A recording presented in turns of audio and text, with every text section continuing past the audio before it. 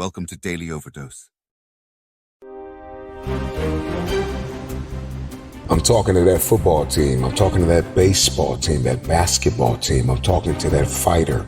I'm talking to that track star. I'm talking to that athlete. I'm talking to that student. I'm talking to the person who failed the exam over and over and over again. I'm talking to that individual who feels as though all hope is lost, who feels as though they gave it their all.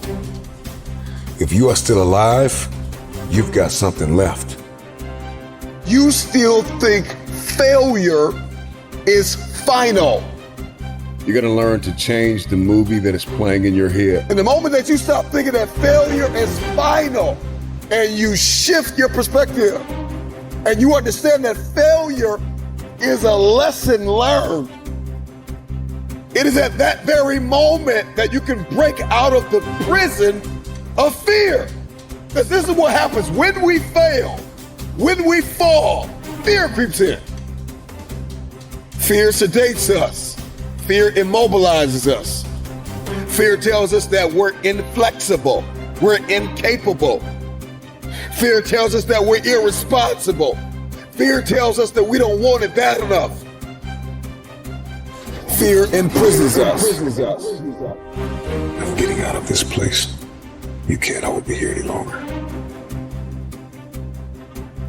Fear says if you get up now and you try it again, you'll fail again. So stay here with me. Fear is moody and resentful and lazy and self-condemning. And your future hinges on these two words. If you will listen, these two words can be your passport out of the prison of fear. If nobody has told you this, let me tell you now. I know you failed, but get up. I know it hurts, but get up. One of the things you are going to have to do is get the image of failure out of your head. Stop meditating on the mess up and see yourself walking in the mastery of this thing. If you want your future, get up now. Get up, get up, get up, get up, get up. I know you're bleeding, but get up. I know it hurt, but get up. I know you disappointed people that believed in you, but get up and try again, try again, try again. Right where you are, I want you to see it differently. And this time you understand where your weaknesses are. And this time you understand your vulnerabilities. I need you to see this thing. You got to see this thing. Failure is not final. If you can see failure differently, then the whole game changes. Now the world is your classroom because now you're seeing failure differently. If you're going to get up and try this thing again, 4 things you got to know right now. Hear me loud and clear. Snap out of it. Snap out of it, snap out of it, snap out of it, snap out of it. Stop telling yourself you're not good enough. Stop telling yourself you don't have what it takes. Snap out of it, snap out of it. Stop telling yourself you will fail if you try again. Snap out of it. Get up and give it everything you have. A lot of us don't get up and try again because we keep playing the failure over again and again and again. And this is why you continue to fail, because that's all you see. And the moment that you change the motion picture in your head and you see something different, now you no longer see the mess. You no longer see the madness. You no longer see the trauma. You see the triumph. You see what is possible. You see that you have what it takes because you saw where you failed, and now you can see, okay, now failure positions us to be instructors for the future. You become a better thinker and a better problem solver. Failure spawns creativity, motivation, and tenacity. Show me somebody who has achieved greatness. And if you pull up their past, I promise you'll see some failures and some lessons learned. But what happened? Failure became their instructor. All of these lessons eventually build a level of confidence and self-esteem that you would have never had you not failed. Failure teaches us how to value and cherish wisdom and understanding. Failure teaches us how to reprioritize. Failure creates opportunity to come back. I don't want you to see failure as a disease. I want you to see it as a currency. I want you to know that there are lessons that you learn and you gain wisdom in the lesson. You gain a deeper understanding of the power of your future. There are things you will be able to buy in your future with the currency of failure, with the lesson that you learn. We look in this mirror and we see what's possible. We see possibility. And oftentimes we date possibility. We date destiny. We don't marry destiny. We date destiny. We date the idea, the theory of success, what I could be, what's possible. We conversate about things we want to accomplish, but then we get trapped back in the prison of fear. Fear of failure. A lot of you have fear of greatness. You are afraid of promotion. You are afraid of elevation. You are afraid to hit the stage. You are afraid of opportunity because you're thinking to yourself, if I get on this stage, if I get on this field, if I get on this court, if I get on this track, if I get in this room and you give me an opportunity and I drop the ball, I won't be able to ever live it down. But listen to me, it is a lesson learned. And it is a lesson that you would have never learned had you not given it a try. Give yourself a chance to win. Give yourself a chance to win. Be the person that said, I tried, I gave it all I had, I tried, and now I can reevaluate, and now I can deliberately investigate my emotional and mental state, and I can figure out what's wrong with me, what happened, why did I miss the ball, why did I miss the punch? Why didn't I see this thing the way I could have? What can I do better? If we can change our perspective on failure, our lives will never be the same. You're going to learn to change the movie that is playing in your head. A lot of us don't get up and try again because we keep playing the failure over again and again and again. And this is why you continue to fail, because that's all you see. The moment that you change the motion picture in your head and you see something different, now you no longer see the mess, you no longer see the madness, you no longer see the trauma, you see the triumph, you see what is possible, you see that you have what it takes because you saw where you failed, and now you can see, okay, now failure positions us to be instructors for the future. And see, when we get into the prison of fear, because we have fallen in an area, fear has friends. One of the chief friends of fear is doubt. And doubt kills more dreams than failure ever will. There are people who have failed in their head before they even reach the field. So I want to invite you to renounce the spirit of fear. Failure is the only opportunity to begin again. And if I'm talking to anybody that's hungry for the future, all you need is an opportunity to try again. Failing doesn't make you a failure. It's something you did. It's not who you are. When you're going through hell and everything is going against you, the easiest thing in the world to do is to start thinking negative. It's easy to go through life holding on to things that are weighing us down. Guilt, resentment, doubt, worry. The problem is when we allow these things in, they're taking up space for the good things that should be there. Imagine your life is like a container. You were created to be filled with joy, peace, confidence, creativity. But if you allow worry in, it pushes out the peace. There's not space for both. You can't go above 100%. You have a limited amount of room. If you allow guilt to take up space, that's space that you don't have for the confidence you need. Most people will let their present physical results control their way of thinking. They're emotionally involved in it. They think it's an accident that the same results keep reoccurring. That's no accident. If you've got a financial problem, if you've got a cash flow problem, if you've got a marital problem, that's what most people concentrate on. If a doctor takes a photograph of your body and then tells you you're sick and shows you you're sick, what's the person concentrate on? Sickness. What's the photograph prove? The photograph proves that the person has been concentrating on something wrong to move their body into that vibration. What should they do? They should ask for help. Where does it come from? There's only one source, and they see perfect health, or they see prosperity. But the cynics don't believe this. And it's a strange thing, the cynics don't get results either. Quit letting your present results control your thinking.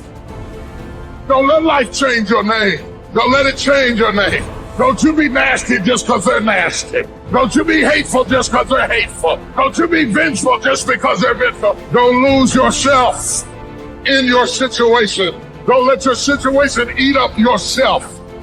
You got to get grounded. You got to train your mind to serve you. Meditation is one of the ways in which you can do that. Reading is one of the ways that you can do that. Listening to music is one of the ways that you can do that. Exercise is one of the ways in which you can do that. Things that you can do to still your mind, to clear your thoughts so you can think. Change the way you see yourself and begin to tend to the personal details. If you trust yourself, if you believe and don't doubt in everything in you, you can do it. You can do it. When you say a situation, a person is hopeless, you're slamming the door in the face of God. There's no guarantee that because somebody is now down on their luck, they can never come back. Who can guarantee that you can't that you can't have your dream? All we need to do is we look at our dream. As we get ready to hit the floor, I'm blessed and highly favored. Don't let circumstances turn you around. Don't let hard times turn you around. Whatever you're experiencing, you know that this too shall pass. That you have the ability to make it happen. Why? You got a sense of entitlement. I deserve this, and whatever I have to do, I'm willing to step up and to face life and grab it in a collar and say, give it up, because it's mine.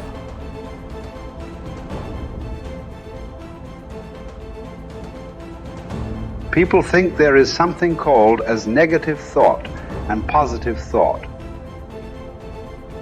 They want to remove the negative thoughts and have only positive thoughts. For such people, I would ask them to just experiment for 10, 15 seconds. Let them forcefully remove one thought from their mind. For example, next 10 seconds, just don't think of a monkey. Try not to think of a monkey. For next 10 seconds, you will see you will be full of monkeys. So what I am saying is, this is the nature of your mind, because in this mind all the three pedals are throttle. There is no brake, there is no clutch. Whatever you touch, it will only go faster. In this kind of mind, people have been taught from moral teachers and religious teachers, do not think about bad things. Well, since then it's been a full-time job. So there is no way you can handle the mind like this. This doesn't need any great enlightenment. If you spend 2 minutes with your eyes closed, you will realize you cannot do anything forcefully with this mind. So, I want to remove negative thoughts. Do not ever go in this direction, because what you want to remove will become your quality. Always you will be on it. So, what should I do? The thing is this: without understanding the fundamental mechanism of this mind, because our mind, human mind, is the most sophisticated computer on the planet. Even all the supercomputers have come out of this. When this is the case, is it not important that we understand the mechanics of how it functions? One simplistic aspect of how it functions is there are no subtractions and divisions in our mind.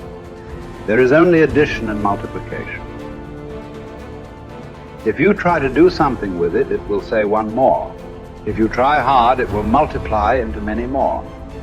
In this mind, you don't try to identify what is positive, what is negative, and try to remove it. First of all, one needs to understand this mind of yours. This body of yours is supposed to serve you. The life that you are is important. Body and mind are vehicles that must serve us. If you sit in a vehicle, it must go where you want to go. If it goes to its own destination, what is the point of such a vehicle? It's just a nuisance. Right now, most human beings are unfortunately experiencing this fantastic possibility of human mind as a nuisance, as a troublesome thing. Well, this is the most beautiful thing you have. There is something called as you which exists. This is not a composite of all your thoughts and emotions and physiological processes. Beyond that, there is you. If you close your eyes, even if you cannot see anything, you're still there. It is through the window of your eyes that you are looking out. But if you close your eyes, it doesn't mean that you don't exist. you still exist. So beyond your thought, you still exist. Beyond your emotion, you still exist. So that you, the life that you are, this has to come into your experience. Why is it that you're not allowing that to come into your experience, which is the most significant aspect of who you are? Who you are right now, the most significant aspect is you and me are alive right now. This is it. What I'm thinking, what you're thinking is not the important thing. We are alive right now. That is the important thing. So it is important that you focus on this fundamental sense of aliveness within you. And then you will see there is a natural distance between you and your thought process. Once there is a distance between your psychological process and your physiological process, this is the end of suffering. Because there are only two kinds of suffering that human beings go through: physical suffering and mental suffering. Once you create a little space between you and your mind, between you and your body, this is the end of suffering. This is something every human being has to experience and know, otherwise thinking, I will just remove negative thoughts and I will have positive thought. All the best, it's not going to work. 100% it's not going to work, because nobody can remove it. They can avoid it for some time. So when negative thoughts come, you say whatever you want, but this is just avoiding, it's not gone. The moment you stop that, it will pop back with great force. Otherwise, it will come back in your dreams.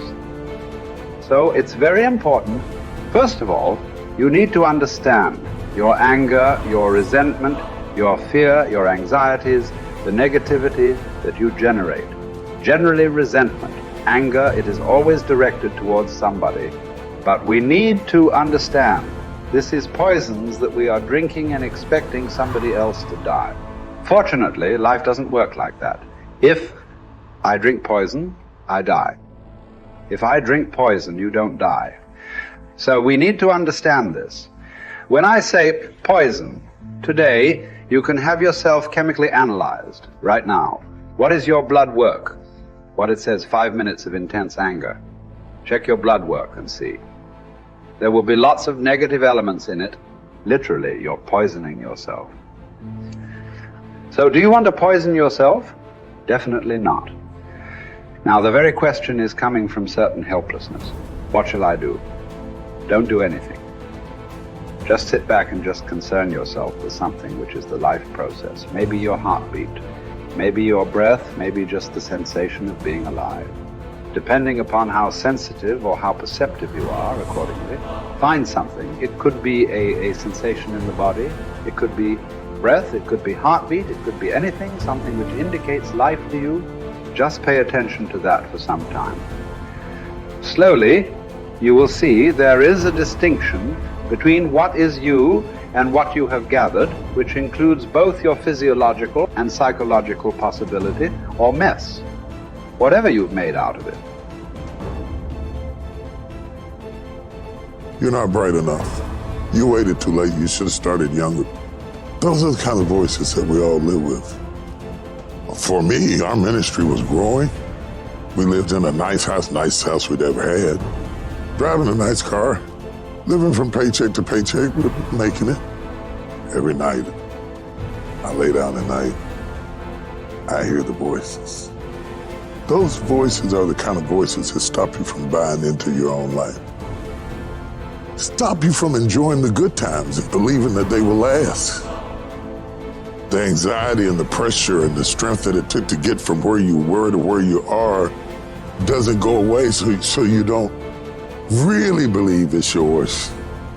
You're driving it, but you don't really believe it's yours. And you're scared to relax and really rest in whatever it is or whoever it is.